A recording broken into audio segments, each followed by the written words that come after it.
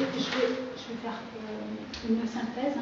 À un certain moment de mon travail de coach, je me suis rendu compte que quand les gens avaient terminé leur accompagnement, bien au-delà de l'objectif qui était atteint, c'était la vie de la personne qui les transformait totalement. Donc là, j'ai pu vraiment mesurer l'impact du travail sur les croyances. Donc, et j'ai eu envie de concevoir un package qui s'adresse à tout le monde. Plus besoin d'avoir un objectif précis de rencontrer un amoureux, de gagner plus, de changer de boulot, etc. Juste, on va faire 5 séances qui sont 5 miroirs sur notre intériorité. On va se donner la chance d'optimiser sa vie sans attendre d'avoir de vrais problèmes.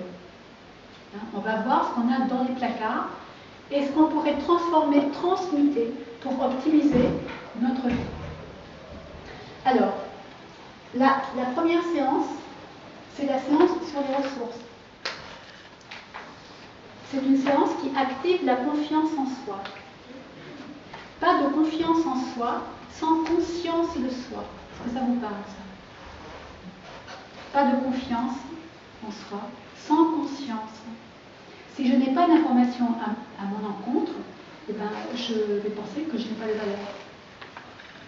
Donc cette séance permet de réactiver toute la conscience de vos compétences et de vos qualités.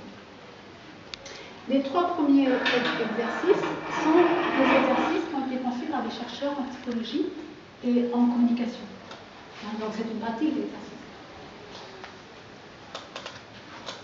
Je ne suis conscient de mes qualités qu'en fonction du champ expérimental que j'ai eu.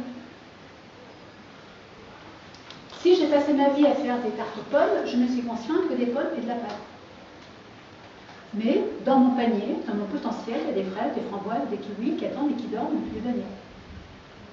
Mais comme je ne les ai jamais utilisées, je les ai complètement oubliées. Donc cette séance réactive la conscience de nos compétences. Et à la fin de cette séance, on détermine une identité positive. Juste pour que le mental puisse s'appuyer sur quelque chose de positif. Alors, la deuxième séance est la séance sur les autosaboteurs. Et là, on va aller voir à l'intérieur de notre système quelles sont les croyances négatives. Quelles sont les fausses identités? Qu'est-ce qu'une croyance négative? Est-ce que vous avez idée? Une croyance négative, c'est une vérité ponctuelle dont on a fait une vérité absolue. Alors, métaphore. Quand je suis arrivée sur la Terre, j'ai traversé la Sibérie. La croyance qui s'est installée, c'est sur la Terre, il fait froid. Donc du coup, comme il faisait froid, je me suis mis une peau de l'ours. Je suis sortie de la Sibérie depuis 10 ans. Mais j'ai toujours ma croyance. Sur la Terre, il fait froid. Donc qu'est-ce que je fais? Je garde ma peau de l'ours. Et là, je suis à l'île Maurice. Et là, je souffre parce que ma peau d'ours, c'est terrible, elle me tient chaud, elle pèse, Mais comme mon cerveau l'a identifié comme quelque chose qui m'a protégée à un moment donné, il m'envoie toujours l'information que c'est positif. Et tous nos systèmes sont truffés de croyances négatives, qui ont été des vérités ponctuelles, dont on fait une vérité absolue. Alors, je vais vous donner quelques exemples. La phrase « la vie est difficile ». C'est une phrase que notre société, les médias, etc. nous envoient en permanence. Mais quand on y réfléchit dans l'absolu, la vie, elle est ponctuellement difficile et ponctuellement facile. À certains moments dans nos vies, on traverse des montagnes, là il n'y a plus de difficultés, on arrive en haut, il y a une grande plaine, et on redescend, on va au bord de la rivière, il y a plein d'endroits. Mais si j'ai la croyance que la vie est difficile, j'envoie l'information à toutes mes cellules. Et je vais vibrer quoi? Mes cellules, si je leur dis que la vie est difficile, elles ne vont pas pédaler, elles font les ballons. Et qu'est-ce que je vais attirer? Je vous rappelle, l'attraction se base sur l'attraction des vibrations. Est-ce que vous commencez à comprendre comment ça se passe? la croyance que les hommes sont défaillants, parce que ma grand-mère m'a dit, ma mère m'a dit, tu sais, les hommes ne leur fais pas confiance, blablabla, blablabla, elles font de leur ponctuelle vérité une vérité absolue. Les femmes sont des emmerdeuses. Et on se transmet, et on se transmet, et on se transmet. Si j'ai la croyance que les hommes sont défaillants, dans un groupe de 500 hommes, mon cerveau ne va voir que celui qui est défaillant. Si, alors je prends cette image pour que vous compreniez mieux. Si j'ai besoin d'un pull vert et que j'ai la croyance que les pulls verts sont bleus, quand je vais dans le magasin, est-ce que vous avez déjà... Le cerveau ne retient que le bleu. Est-ce que vous avez déjà vécu cette expérience? Quand on veut une robe rouge, pas devant les boutiques, hop, il n'y a pas. Une autre, hop, ah là, hop, du rouge.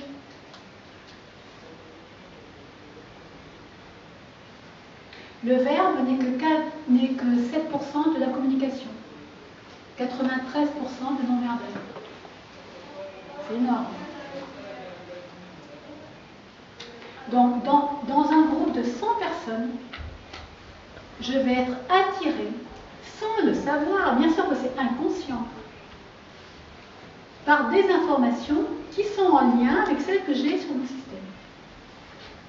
Donc, si vous avez relationnellement des vies difficiles et si vous attirez tel ou tel type de personne, n'allez pas chercher la réponse à l'extérieur, allez chercher la réponse dans votre système. Et là, cette séance, elle aide à aller chercher les croyances inconscientes. C'est un exercice. Voilà. Et dans les autosaboteurs, il y a aussi des fausses identités. Qu'est-ce qu'une fausse identité? C'est une identité que mon ego choisit de mettre en place parce qu'il n'a pas envie d'aller faire le travail. Alors, une fausse identité, c'est je suis nulle. Je ne suis pas nulle, je suis juste en devenir de m'améliorer. Donc, si toute la journée je me répète je suis nulle, je vais nourrir ma dévalorisation. Mais c'est une fausse identité. Je suis un ours. Il y a des gens qui disent ça, non, attends, mais moi, tu sais, je suis un ours, je suis bien chez moi. Il y a à voir que derrière l'ours, il y a très souvent une extrême sensibilité. Et plutôt que de régler son hypersensibilité, l'ours va préférer rester dans sa grotte, au moins comme ça, il peut continuer à dormir. Et il ne se confronte pas à régler son hypersensibilité. Donc, je vous invite à aller voir les fausses identités que vous vous êtes créées, qui ont été des vérités ponctuelles. Donc, vous faites une vérité absolue. Ah oui, mais moi, je suis une tête d'oiseau. Parce que dans ma famille, ils m'ont dit pendant des années que j'étais une tête d'oiseau et que je me rappelais de rien, blablabla. Et bien du coup, je dis à qui veut l'entendre que je suis une tête d'oiseau. Alors moi, comme ça, on me fiche la paix. Au lieu de travailler ma mémoire. Est-ce que ça vous parle? Voilà, donc cette séance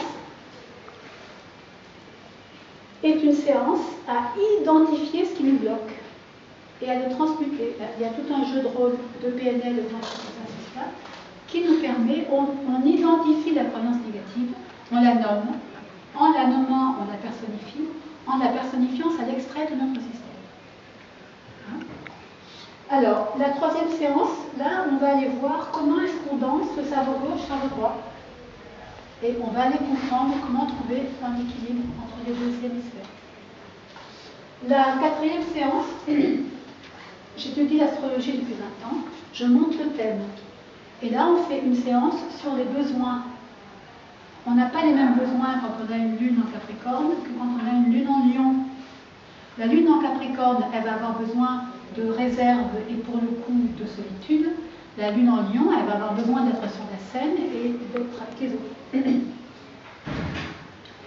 Et c'est très important de retrouver la mémoire de qui nous sommes. Parce que très souvent, la perception de nos besoins est consécutive de tout ce qu'on nous a dit sur nous, mais qui n'est guère qu'une projection. qu'ont fait les gens de notre entourage. Hein?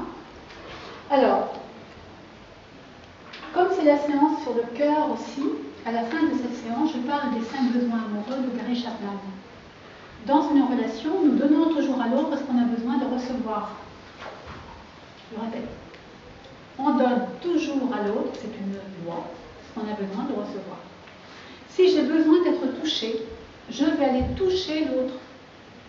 Si j'ai besoin d'être complimentée, je vais complimenter l'autre. Et je vais attendre qu'il me donne ce que je lui donne. Mais l'autre, il n'est pas obligé d'avoir le même besoin que moi, puisque l'autre, par définition, c'est l'autre. Donc cette séance, elle aide à devenir conscient de nos besoins pour pouvoir les demander et pour pouvoir s'interroger, mais toi, quels sont tes besoins? Et pouvoir nourrir autant que se peut les besoins de l'autre. Et là, on est dans une relation adulte. On n'est plus dans ce petit enfant qui projette le bon parent sur l'autre et qui attend que l'autre nourrisse son besoin qui ne sait pas nourrir. Hein? Est-ce que ça vous parle? Alors, ça c'est la 4e séance. La 5e séance, le corps. Cette séance sur le corps, je l'ai intitulée « Comment augmenter nos vibrations ». Et là, on va comprendre, une fois qu'on a activé la conscience de notre compétence, et qu'on a tout le matériel pour avoir confiance en soi, qu'on a pris conscience de qu'est-ce qui bloquait, et qu'on va faire tout ce qu'il faut pour virer l'auto-saboteur chaque fois qu'il se représente dans notre système. Qu'on a compris comment se maintenir en équilibre et qu'on a intégré nos besoins, ben, il n'y a plus qu'à apprendre comment se maintenir en vibration haute. Et là, on va observer 12 sentiments négatifs. Cette séance est un petit peu la suite de l'auto-saboteur. Et là, on va voir quels sont les sentiments négatifs qui nous maintiennent dans nos vibrations basses. Chaque sentiment est en lien avec une croyance. Et là, on continue l'épluchage. Hein? Voilà. Ce qui fait qu'en 5 séances, on est dans de la thérapie brève, hein, c'est très rapide, mais 5 séances de miroir sur ce qu'il y a dans nos systèmes. Donc il y a vraiment un avant et un après. Un avant et un après de conscience de ce qu'on a dans notre tête. Avec du matériel pour changer vraiment notre vie. Qu'est-ce qui fait que très souvent on n'est pas bien, on est dans un état de mal-être, la culpabilité, la dévalorisation, le jugement. Alors, j'aime bien cette métaphore, tous nos systèmes éducatifs nous taillent très souvent comme des bonnes oeils. Fais ci, fais ça, on arrive à 20 ans, on a oublié qu'on est des arbres. Donc, ce travail de conscience sur soi, c'est pour se souvenir qu'on est un arbre. Et très souvent, on a tellement été taillé comme un bonsaï, nos parents lâchent, et nous, on continue. L'histoire, c'est toujours en lien avec ce qu'on connaît. Hein, et on se maltraite, on se juge. Les jugements vis-à-vis de nous-mêmes sont terribles et constituent une grande partie de nos pensées. Parce qu'on est formaté cerveau gauche qui compare en permanence. Est-ce que ça vous parle? Hein? Est-ce que ça fait de la lumière dans votre tête, ce que je raconte? Ou est-ce que vous êtes apesanti en disant quand je bosse? Moi j'ai une question. En fait, là, vous dites que le cerveau gauche, finalement, c'est celui qui a un peu l'emprise et qui nous empêcherait d'aller vers du mieux. Et c'est celui qui est le plus formaté par notre société. Voilà. Mais ceux qui sont dans le cerveau droit, du coup, tout va bien? Ceux qui sont dans le cerveau droit, ben non, parce qu'ils sont rejetés par ceux qui sont formatés cerveau gauche dans la relation. Oui, mais ils ont et que le but, capacité. Et que le but, c'est d'avoir les deux cerveaux activés. Quel est votre prénom? Muriel. Le but, inspire, expire, inspire, expire. Le cerveau droit, on va dire que c'est l'antenne. C'est en lien avec la créativité, l'inspiration. N'oublions